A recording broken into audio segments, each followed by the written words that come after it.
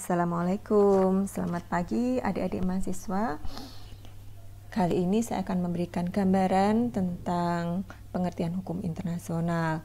Apa itu hukum internasional? Hukum internasional merupakan ketentuan hukum yang mengatur hubungan antar negara, hubungan antara subjek-subjek HI, dan persoalan-persoalan yang melintasi batas negara untuk menciptakan ketertiban internasional. Jika mendasarkan pada pengertian hukum internasional tersebut, maka setidaknya terdapat 5 unsur yang harus dicermati. Oke.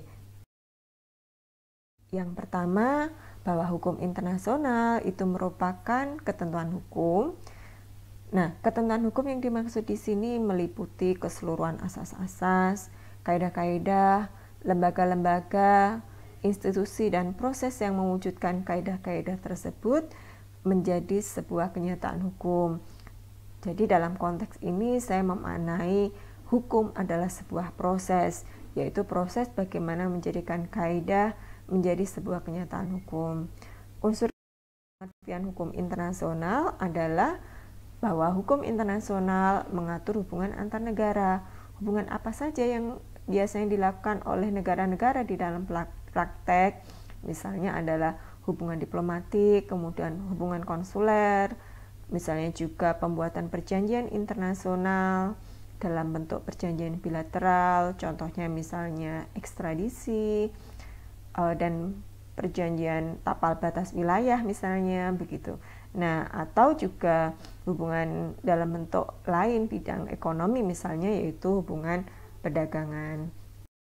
Unsur yang ketiga, bahwa hukum internasional ini juga mengatur hubungan antara subjek-subjek hukum internasional.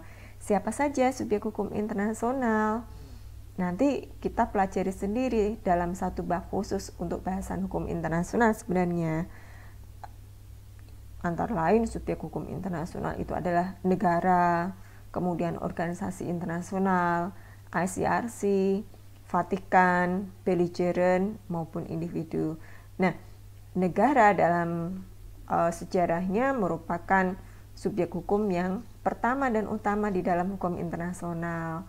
Nah, dengan perkembangan teknologi, perkembangan ilmu pengetahuan, kemudian perkembangan hubungan yang berkembang di dalam hubungan internasional, ternyata kemudian memunculkan subjek-subjek hukum internasional lain yang nantinya dilekati dengan personalitas yuridis, antara lain adalah organisasi internasional, contohnya misalnya PBB begitu ya, atau dalam lingkup yang regional, organisasi internasional itu seperti ASEAN, di mana Indonesia salah satu anggotanya di kawasan Asia Tenggara ya.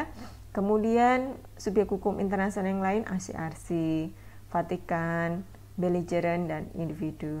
Nah, individu ini merupakan perkembangan baru di dalam hukum internasional karena diakui sebagai subjek hukum internasional, terutama kaitannya dengan konteks individual criminal responsibility yang merupakan doktrin di dalam hukum pidana internasional.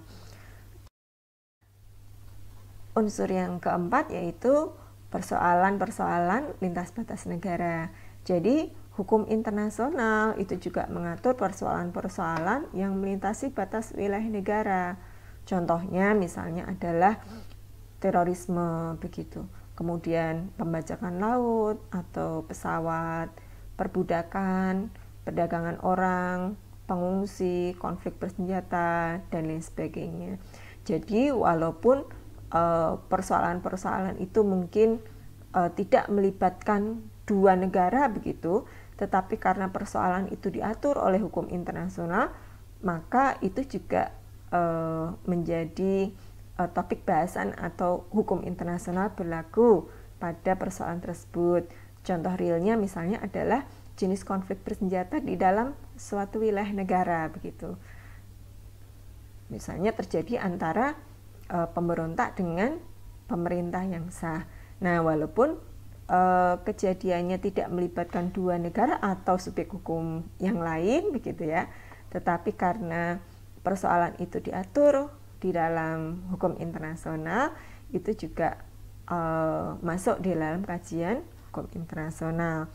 Nah, unsur yang terakhir ini berkaitan dengan hukum internasional itu sendiri.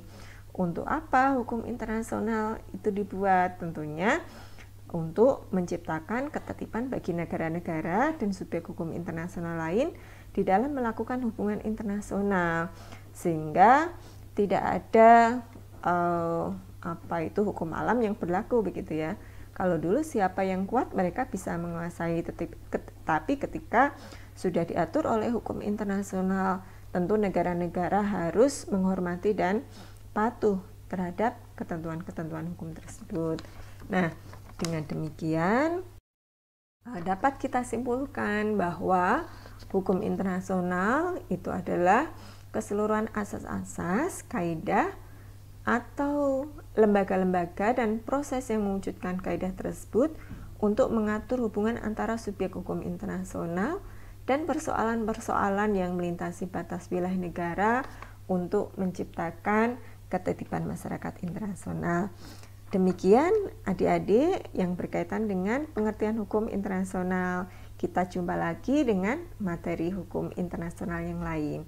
Assalamualaikum.